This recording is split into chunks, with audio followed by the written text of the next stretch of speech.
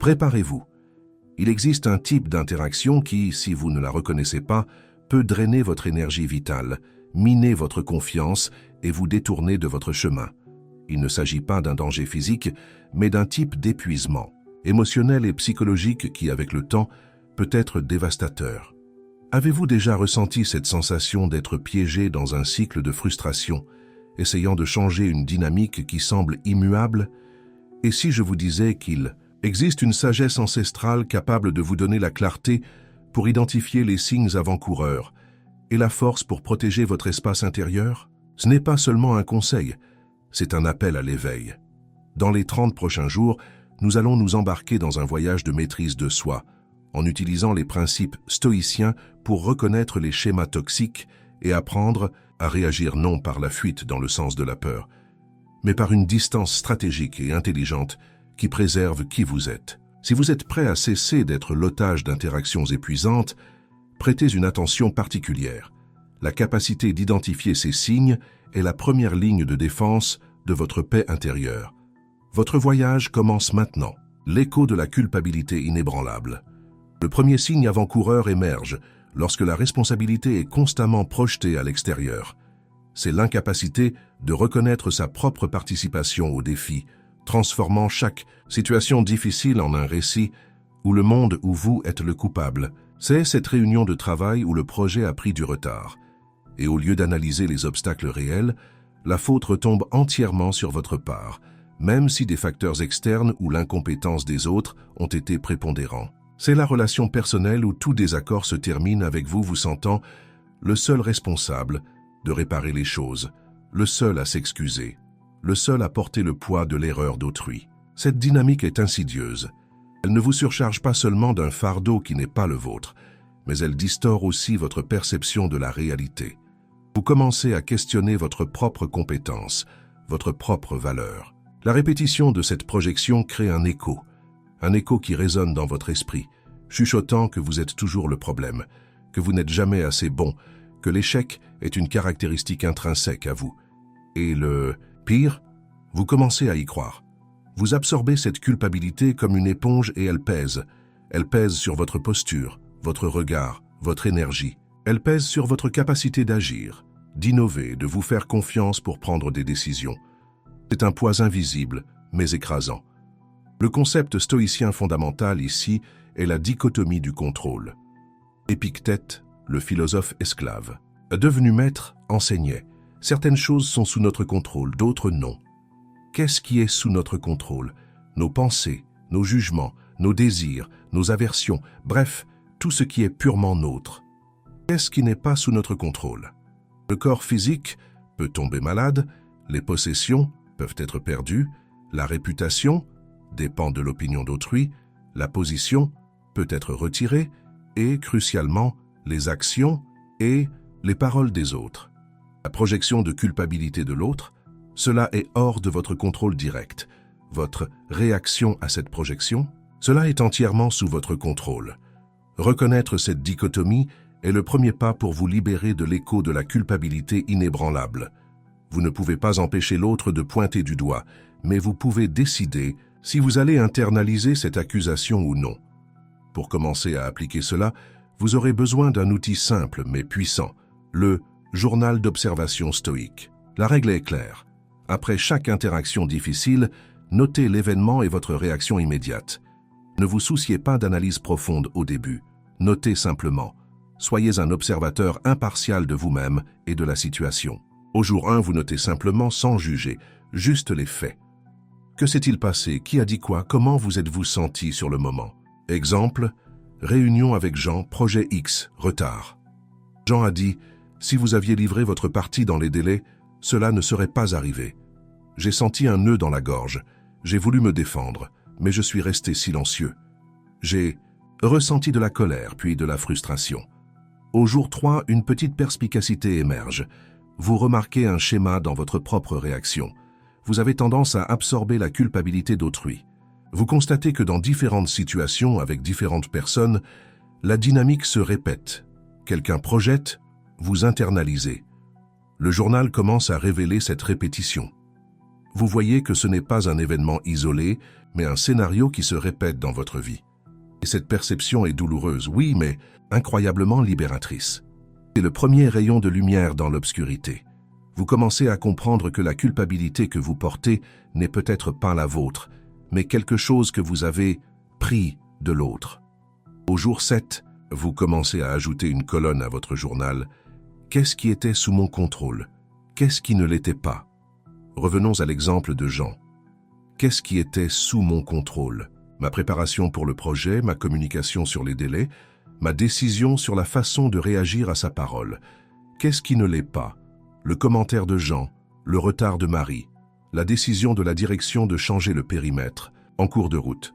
Cette distinction commence à créer une barrière mentale. Vous voyez clairement où votre responsabilité se termine et où commence celle de l'autre. Et vous réalisez que l'accusation de Jean était hors de votre contrôle et, plus important, pourrait ne pas refléter la totalité de la situation ou votre véritable responsabilité. Au jour 10, l'exercice évolue. Maintenant vous notez. Quelle réaction stoïque aurais-je pu avoir? Quel jugement interne dois-je modifier? Au lieu de sentir le nœud dans la gorge et d'internaliser la culpabilité, la réaction stoïque serait de reconnaître la parole de Jean comme la sienne, un reflet peut-être de sa frustration ou de son incapacité à voir le tableau complet, ou même une tentative de sa part de se dédouaner. Le jugement interne à modifier et la croyance automatique que si quelqu'un me blâme, je dois être coupable. La nouvelle croyance à cultiver est la culpabilité est un jugement. Je dois analyser les faits avant d'accepter tout. Jugement, surtout sur moi-même. L'opinion d'autrui ne définit pas ma réalité. La pratique ici n'est pas de riposter ou de prouver publiquement que l'autre a tort. Non, la distance stratégique ici est interne. C'est la distance que vous mettez entre l'accusation de l'autre et votre acceptation de cette accusation. C'est le refus silencieux et ferme d'absorber ce qui ne vous appartient pas. C'est la force intérieure de vous dire « ce n'est pas à moi de porter cela ». C'est reconnaître que le besoin de l'autre de projeter la culpabilité est son problème, son échec à gérer la réalité ou ses propres insécurités.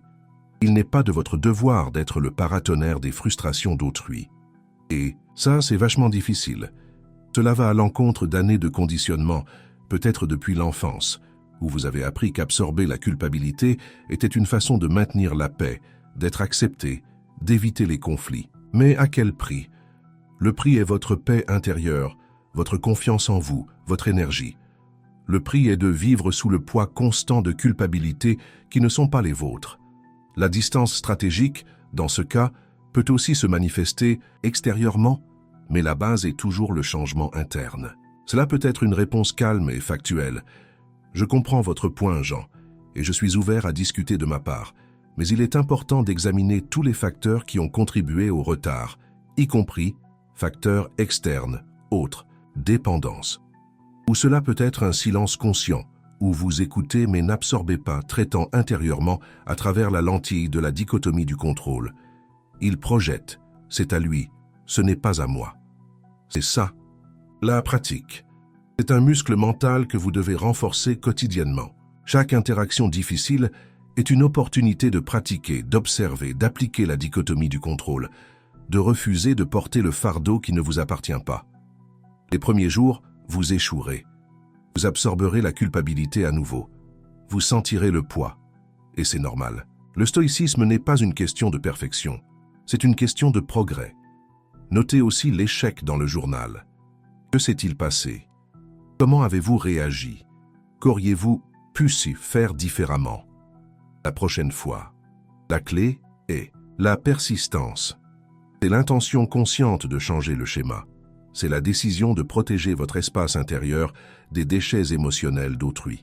Pensez à l'énergie que vous libérez lorsque vous ne portez plus de culpabilité qui ne sont pas les vôtres. Pensez à la clarté mentale que vous gagnez. Pensez à la confiance qui fleurit lorsque vous cessez de vous voir à travers la lentille déformée de la projection d'autrui. C'est la récompense. C'est la liberté que la dichotomie du contrôle et la pratique du journal vous offrent. C'est un processus. Cela prend du temps. Mais chaque petit pas, chaque fois que vous identifiez la projection et refusez de l'absorber, vous récupérez un morceau de vous-même. Vous renforcez votre armure interne. Vous construisez votre résilience. Vous pratiquez en fait la distance stratégique. Il ne s'agit pas de fuir la personne, nécessairement, mais de créer une distance émotionnelle et psychologique saine. Il s'agit de ne pas permettre à la toxicité de l'autre de contaminer votre être. C'est un acte d'autopréservation, un acte de force silencieuse. Et cette force, mon ami, est inébranlable. Deuxième signe, le critique sombre constant. Il existe ce type d'interaction où vous n'êtes jamais assez bon. Peu importe ce que vous faites, comment vous le faites, ou l'ampleur de votre effort, il y aura toujours un « mais ». Une critique voilée, un commentaire dépréciatif déguisé en aide, une observation qui mine subtilement votre confiance. « Ah, c'est bien, mais si vous aviez fait comme ça, vous êtes bon là-dedans, mais il manque. » Ne vous inquiétez pas, un jour vous y arriverez, avec plus de pratique. C'est le compliment accompagné d'une réserve qui annule le compliment lui-même. C'est le feedback qui se concentre uniquement sur les défauts, ignorant complètement les réussites. C'est la présence constante de quelqu'un qui semble avoir pour mission de vous rappeler toutes vos imperfections, réelles ou imaginaires. C'est ça le critique sombre constant. Et son ombre plane sur vous, vous faisant douter de vos capacités, vous paralysant par la peur de ne pas atteindre un standard inatteignable, vous convainquant que vous êtes fondamentalement défectueux. La critique constructive existe et est précieuse, mais le critique sombre constant n'offre pas de construction. Il offre de la déconstruction. Il offre de l'érosion. Il ne veut pas vous aider à vous améliorer. Il veut vous garder petit, insécure, dépendant de son approbation. Une approbation qu'il n'accorde jamais complètement. Cette dynamique est une attaque directe à votre confiance en vous. C'est comme avoir un parasite psychologique qui se nourrit de votre insécurité. Et il prospère sur votre désir d'être accepté, d'être reconnu, d'être valorisé par cette personne. Vous vous efforcez davantage. Essayez de plaire, cherchez la validation. Et plus vous cherchez, plus il se rétracte, déplaçant la cible, trouvant de nouveaux défauts. C'est un cycle vicieux et épuisant. Qu'est-ce que le stoïcisme a à dire? À ce sujet, beaucoup de choses. Épictète, encore une fois, nous rappelle, ce ne sont pas les choses qui nous troublent, mais le jugement que nous portons sur ces choses. Et l'opinion d'autrui, la critique d'autrui, est fermement dans la colonne de ce qui n'est pas sous notre contrôle. Le jugement de l'autre sur vous n'est pas votre réalité, à moins que vous ne choisissiez d'en faire la vôtre. La critique, du critique sombre constant, n'a de pouvoir que si vous l'internalisez, si vous l'acceptez comme une vérité sur vous-même. Le stoïcisme nous invite à nous concentrer sur ce que nous pouvons contrôler, notre caractère, nos vertus, nos efforts. Notre propre évaluation de nous-mêmes basée sur nos principes, et non sur l'opinion volatile des autres. Marc Aurèle, l'empereur philosophe, écrivait dans ses méditations sur l'importance de vivre selon la raison et la nature et sur l'indifférence rationnelle, adiaphora, envers les choses extérieures comme la réputation ou l'opinion d'autrui. Votre valeur n'est pas déterminée par ce que A, B ou C pensent de vous, mais par la façon dont vous vivez, agissez et pensez selon vos propres standards éthiques et rationnels. Pour combattre l'ombre du critique constant, vous aurez besoin d'une pratique stoïque, le bouclier mental stoïque. Visualisez un bouclier protecteur autour de votre esprit. Ce bouclier n'est pas une négation de la réalité ou un blocage à tout feedback, c'est un filtre. Il permet l'entrée de critiques constructives, celles qui visent sincèrement votre croissance et qui sont délivrées de manière respectueuse et utile. Mais il repousse les critiques destructrices, dépréciatives, celles qui proviennent d'une source malveillante ou insécure. Il repousse la toxicité. Comment utiliser le journal ici? Notez les critiques spécifiques qui vous ont touché. Notez la situation qui a dit quoi, ce qui a été dit et comment vous vous êtes senti. Ensuite, analysez à travers la lentille du bouclier mental stoïque. Cette critique est-elle factuelle? Pointe-t-elle vers quelque chose que je peux réellement améliorer? Ou est-ce un jugement vague, une opinion dépréciative, une projection de l'insécurité de l'autre? Exemple. Critique. Votre rapport est confus. Il manque de profondeur. Je ne sais pas comment vous êtes arrivé à ces conclusions. Réaction initiale. J'ai ressenti de la honte, de l'incompétence. Analyse stoïque. Confus et vague. Il manque de profondeur, peut-être un point. Je dois vérifier si j'ai été superficiel. Je ne sais pas comment vous êtes arrivé à ces conclusions. Peut-être un manque de clarté dans mon argumentation, où il se peut que la personne n'ait pas la capacité de comprendre. Qu'est-ce qui est sous mon contrôle? Améliorer la clarté, réviser mon argumentation. Qu'est-ce qui ne l'est pas? La capacité de compréhension de l'autre. Son ton dépréciatif. Application du bouclier mental. J'accepte la possibilité d'améliorer la clarté et l'argumentation, critique constructive potentielle, mais je rejette le sentiment d'incompétence généré par le ton et la généralité de la critique, critique destructive. Le jugement et votre rapport est confus et de son opinion. Mon jugement sur le rapport, basé sur les faits et mon effort, est ce qui compte pour mon auto-évaluation. Dans le journal, vous commencez à catégoriser critique constructive, rare, utile, versus critique destructive, projection, courante, toxique. Vous verrez un schéma. Le critique constant n'offre presque jamais de critique constructive. Il ne fait que pointer des défauts, souvent inventés ou exagérés, pour vous rabaisser. La distance stratégique ici est multifacette. Premièrement, c'est la distance interne du bouclier mental. Vous n'absorbez pas la critique toxique. Vous l'écoutez, l'analysez froidement par la raison et la rejetez si elle est infondée ou malveillante. C'est une façon de dire « Votre opinion sur moi n'est pas ma réalité. Ma valeur ne dépend pas de votre approbation. » Deuxièmement, cela peut être une distance verbale. Au lieu de vous justifier exhaustivement ou d'implorer la validation, vous pouvez répondre avec calme et brièveté. « Merci pour votre feedback. Je vais y réfléchir. » Sans engagement émotionnel, sans vous défendre, sans lui donner le pouvoir de vous déstabiliser. Troisièmement, et peut-être le plus difficile, cela peut être une distance physique ou temporelle. Si l'interaction est constamment toxique et épuisante, limitez le temps d'exposition à cette personne est un acte d'autopréservation. Ce n'est pas une fuite par peur. C'est une protection stratégique de votre énergie et de votre santé mentale. C'est reconnaître que cette interaction spécifique est un risque pour votre intégrité psychologique et prendre des mesures pour atténuer ce risque. C'est un calcul rationnel. Le coût d'être proche de cette ombre est supérieur à tout bénéfice apparent, comme l'espoir vain de finalement recevoir son approbation. Cet espoir est un piège. La liberté vient lorsque vous cessez de chercher l'approbation du critique constant et commencez à ne chercher que la vôtre, basée sur vos principes stoïciens. C'est un processus de désensibilisation à l'opinion d'autrui, surtout à l'opinion malveillante. Vous entraînez votre esprit à valoriser ce qui est sous votre contrôle, votre effort, votre caractère, et à être indifférent à ce qui ne l'est pas, le jugement infondé de l'autre. C'est comme construire une immunité émotionnelle. Ça fait mal au début, parce que vous êtes habitué à vous soucier.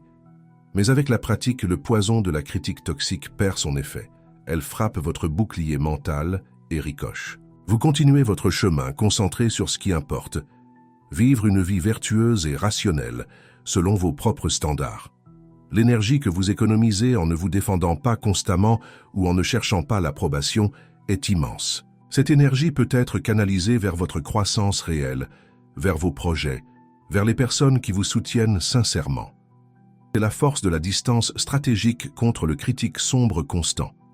C'est la force de celui qui connaît sa valeur, indépendamment de ce que disent les autres. C'est la force de l'autosuffisance psychologique. Et ça, mon ami, c'est non négociable. Troisième signe, le trou noir émotionnel. Connaissez-vous quelqu'un qui semble toujours être en crise? Quelqu'un dont la vie est une succession interminable, de drames, de problèmes et de souffrances? Et le pire, cette personne semble avoir une capacité surnaturelle à vous attirer au centre de ce chaos. Vous devenez l'auditeur constant, le conseiller non officiel, l'épaule sur laquelle pleurer, le résolveur de problèmes. Et cette personne ne semble jamais vraiment s'améliorer. Les problèmes changent, mais le besoin de drame et d'attention reste le même. C'est ça l'interaction avec le trou noir émotionnel. Il aspire votre énergie, votre temps, votre patience, votre capacité à vous concentrer sur vos propres défis et votre propre vie. Vous sortez de ces interactions épuisées, lourds, comme si vous aviez porté le poids du monde sur vos épaules. Et même si vous essayez d'aider, d'offrir des solutions, d'apporter votre soutien, rien ne semble suffire, rien ne remplit le vide. Le trou noir continue d'aspirer. Cette dynamique est dangereuse, car elle se déguise en besoin et même en amitié ou en amour. Vous vous sentez obligé d'aider, coupable si vous ne le faites pas. Après tout, la personne souffre, n'est-ce pas? Mais il y a une différence cruciale entre offrir du soutien à quelqu'un qui traverse une phase difficile et être constamment drainé par quelqu'un qui semble vivre dans la difficulté et qui, peut-être inconsciemment, se nourrit de l'attention et de l'énergie que le drame génère. Le trou noir émotionnel offre rarement quelque chose en retour. La conversation tourne toujours autour de ces problèmes. Vos propres préoccupations sont minimisées ou complètement ignorées. Vous êtes un récipient, pas un partenaire dans l'interaction. Le stoïcisme nous enseigne l'importance de prendre soin de nous-mêmes pour être apte à aider les autres. C'est la sagesse du masque à oxygène dans l'avion. Mettez le vôtre d'abord pour pouvoir aider ceux qui en ont besoin. Si vous êtes épuisé, vous ne servez plus à rien, ni pour vous-même, ni pour l'autre. De plus, le stoïcisme nous rappelle à nouveau la dichotomie du contrôle. Vous pouvez offrir du soutien, écouter, donner des conseils, s'ils sont demandés et si vous avez quelque chose d'utile à dire. Mais vous ne pouvez pas résoudre les problèmes de l'autre à sa place. Vous ne pouvez pas le rendre heureux. Vous ne pouvez pas remplir son vide.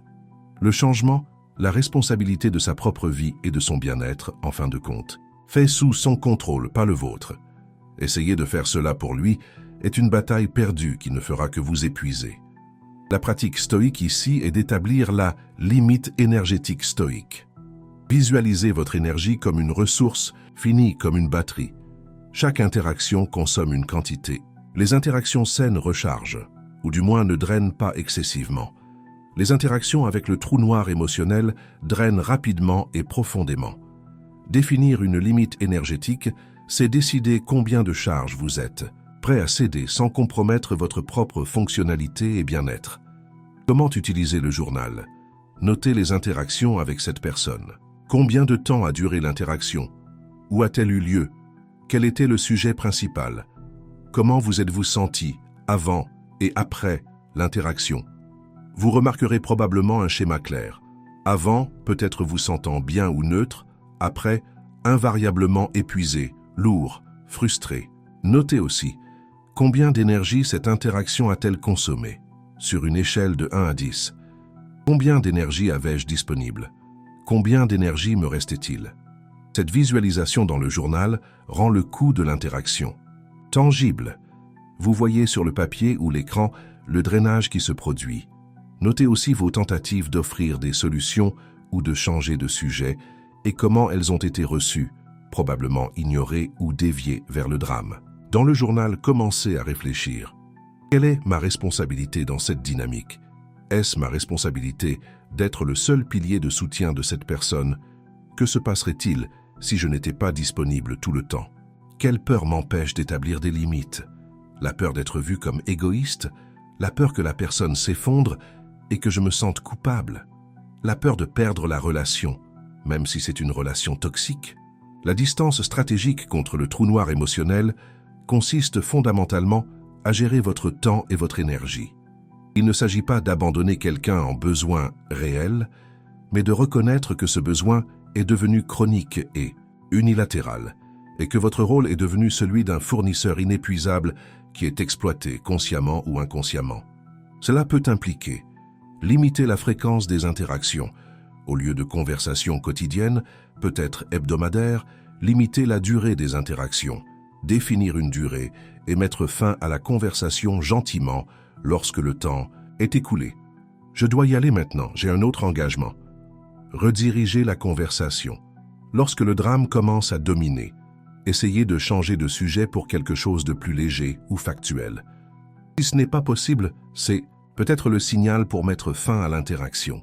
Rediriger la personne vers des sources de soutien plus appropriées. Avez-vous déjà pensé à parler à un thérapeute de cela?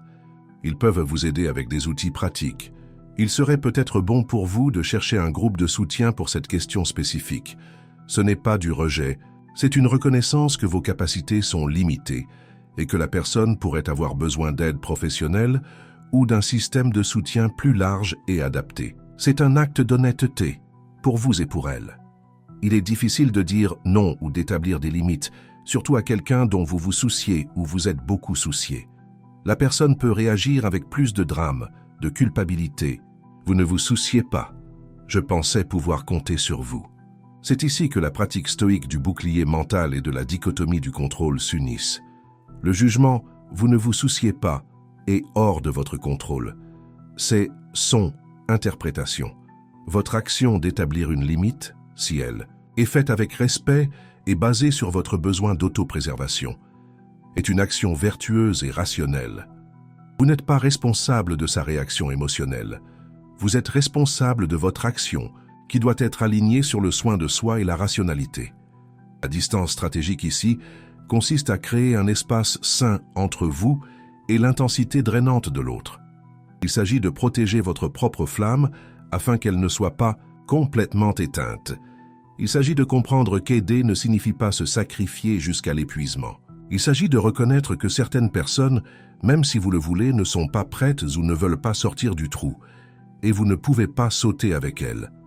Votre responsabilité première est envers votre propre vie et votre propre chemin. C'est la force de l'autopréservation rationnelle que le stoïcisme promeut. C'est difficile, cela demande du courage, mais c'est essentiel pour votre survie psychologique. C'est la force de dire « Je me soucie, mais je ne peux pas me perdre pour vous sauver. Mon énergie est précieuse et doit être protégée. » Quatrième signe, l'échiquier de la manipulation subtile. Toute interaction toxique ne se présente pas sous forme de cris ou d'accusations directes. Certaines sont beaucoup plus subtiles, insidieuses, et donc plus difficiles à identifier et à combattre. C'est la manipulation. C'est quand quelqu'un utilise des tactiques psychologiques pour vous contrôler, vous influencer à faire ce qu'ils veulent, souvent contre votre volonté ou vos intérêts. Cela peut être le chantage émotionnel. Si vous ne faites pas ça pour moi, je pense que je ne vais pas y arriver et cela peut être le jeu de la victime pour vous faire sentir coupable et contraint d'aider. Ah, ma vie est si difficile. Personne ne m'aide. Et maintenant ça? Cela peut être la comparaison dépréciative. Un tel arrive à faire ça facilement. Pourquoi pas vous? Cela peut être le gaslighting subtil, vous faisant douter de votre propre perception de la réalité. Je n'ai jamais dit ça, vous inventez. Qu'à vous exagérer, ce n'était rien de grave. Cela peut être la création d'un sentiment d'obligation artificielle. C'est ça l'interaction sur l'échiquier de la manipulation subtile. Vous vous sentez inconfortable, sous pression, confus, mais vous ne parvenez pas à identifier exactement pourquoi. Vous sortez de l'interaction en ayant l'impression d'avoir accepté quelque chose que vous ne vouliez pas, ou de vous être senti coupable de quelque chose que vous n'avez pas fait, ou que votre réalité a été déformée. La manipulation est une attaque contre votre autonomie et votre capacité à prendre des décisions basées sur votre propre raison et vos propres valeurs. Elle vous met en position de désavantage, où vos émotions, culpabilité, pitié, peur, désir de plaire, sont utilisées contre vous. Vous devenez une pièce dans le jeu de l'autre, mue par les ficelles invisibles qu'il tire. Le stoïcisme valorise l'autonomie, l'intégrité et la vertu par-dessus tout. Vivre une bonne vie, pour un stoïcien, c'est vivre selon la raison et la vertu, sagesse, justice, courage, tempérance. La manipulation tente de vous éloigner de ce chemin, vous forçant à agir pour des motifs externes, culpabilité, peur, obligation, au lieu d'internes. Votre propre volonté rationnelle, vos principes. Épictète a dit « Notre tâche principale est celle-ci, séparer et distinguer les choses, afin que je puisse dire clairement quelles sont les choses extérieures et qui ne me concernent pas, et quel type de choses j'ai en moi-même et qui sont miennes. » La manipulation brouille cette distinction, faisant croire que le besoin ou le drame de l'autre est votre responsabilité, ou que son opinion déformée est votre réalité. La pratique stoïque ici est le radar d'intégrité stoïque. Avant de céder à une demande qui vous semble étrange, avant d'accepter une culpabilité que vous ne ressentez pas, avant de douter de votre propre santé mentale basée sur les paroles de l'autre, activez votre radar. Il vous demande « Cette situation est-elle alignée avec mes valeurs? Suis-je poussé à agir contre ma volonté? Ma perception de la réalité est-elle remise en question sans base factuelle? Me sens-je coupable ou obligé de manière irrationnelle? Comment utiliser le journal? Notez les situations où vous avez ressenti cette pression subtile. Décrivez la tactique utilisée, chantage émotionnel, jeu de victime, gaslighting, etc. Comment vous êtes-vous senti? Quel a été le résultat de l'interaction? Vous avez cédé, résisté, été confus. Exemple, situation. Votre mère. Appel raconte une histoire dramatique sur sa solitude et dit que personne n'a jamais le temps pour elle. Elle termine par « mais c'est pas grave, je me débrouille seule, comme toujours ». Sentiment, culpabilité, obligation. Résultat, vous annulez votre engagement et allez la voir, ressentant du ressentiment. Analyse, stoïque, tactique, chantage émotionnel voilé. Personne n'a jamais le temps. Je me débrouille, seul comme toujours. Radar d'intégrité. Ma mère a les ressources nécessaires pour ne pas être seule. Amis, activité. Mon obligation de la visiter n'annule pas mon besoin d'avoir mes propres engagements. Céder par culpabilité irrationnelle n'est pas aligné avec la tempérance, modération ou la sagesse. Agir rationnellement. La distance stratégique. Contre la manipulation subtile, commence par l'identification. Vous devez voir la tactique pour ce qu'elle est, une tentative de contrôle. Le journal vous aide à cataloguer ces tactiques et à reconnaître les schémas. Une fois identifié, le pouvoir de la manipulation diminue drastiquement. La distance stratégique peut être ne pas s'engager dans le récit de victimisation. Au lieu d'offrir de la pitié ou d'essayer de sauver, reconnaissez la parole « je comprends que vous vous sentiez ainsi » sans valider la manipulation. Ou céder à la demande implicite. Ne pas se justifier excessivement. Les manipulateurs prospèrent en vous faisant vous défendre. Une réponse calme et directe. Je ne pourrai pas faire cela maintenant. J'ai d'autres projets. Est plus efficace qu'une longue explication qui pourrait être utilisée contre vous. Questionnez calmement la réalité déformée en 1977 cas de gaslighting. Ce n'est pas mon souvenir de ce qui s'est passé.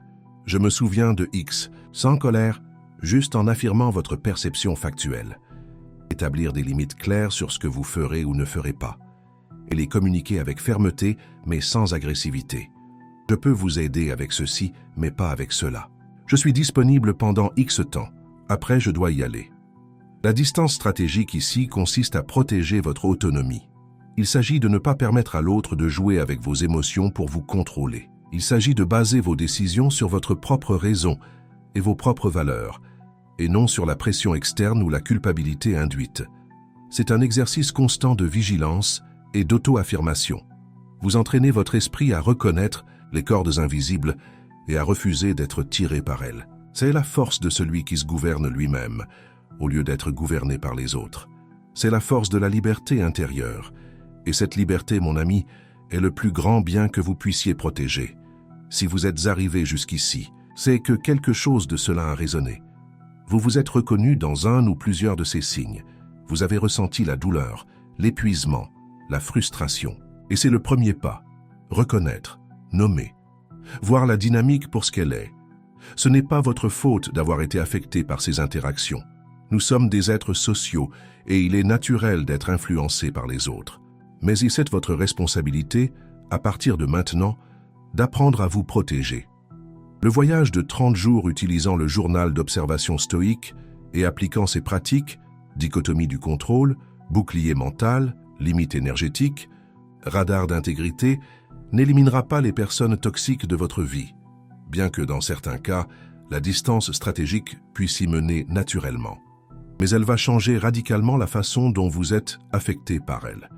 Vous cesserez d'être une cible facile et deviendrez un roc inébranlable. Votre énergie cessera de s'écouler par ses drains. Votre confiance, auparavant minée, commencera à se reconstruire, brique par brique, basée sur la solidité de vos propres principes et votre capacité à vous gouverner. Vous récupérerez votre espace intérieur, un sanctuaire de paix et de clarté que la toxicité d'autrui ne peut plus envahir. Ce voyage exige de la constance. Il exige de l'autodiscipline. Il y aura des jours où vous vous sentirez frustré, où les vieilles réactions reviendront. C'est normal. Le stoïcisme nous enseigne la persévérance. À chaque échec, apprenez. À chaque petit succès, célébrez la conquête intérieure. Vous redéfinissez des schémas d'interaction qui existent peut-être depuis des années. Cela n'arrive pas du jour au lendemain, mais les résultats valent chaque gramme d'effort. Plus d'énergie, plus de clarté, plus de paix, plus de confiance en soi, plus de contrôle sur vos propres réactions et votre propre vie. Un sentiment de dignité et de respect de soi que rien d'extérieur ne peut vous enlever. Si ce contenu vous a aidé à percevoir ces dynamiques dans votre vie, Si vous avez ressenti une lueur d'espoir ou de reconnaissance, s'il vous plaît, montrez-le nous. Laissez un like pour renforcer le message. Abonnez-vous à la chaîne si ce n'est pas déjà fait, car nous continuerons d'approfondir ces sujets et d'autres aspects de la maîtrise de soi stoïque. Et le plus important, commente ci-dessous. Dites-moi lequel de ces signes vous a le plus marqué. Quelle dynamique vous avez reconnue dans votre vie? Partagez votre expérience, vos difficultés, vos petites victoires. Votre participation enrichit cette communauté et aide d'autres personnes qui traversent la même chose.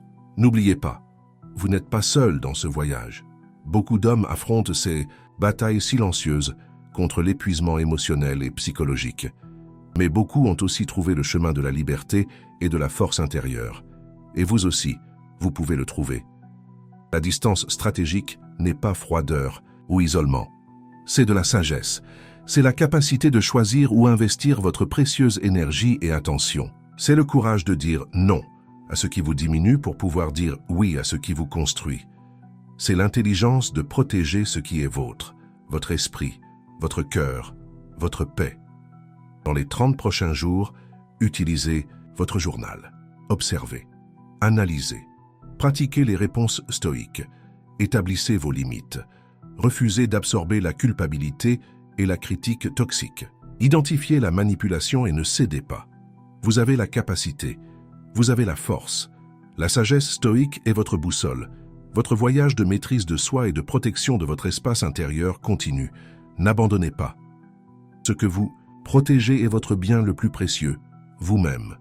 La force est en vous. Utilisez-la.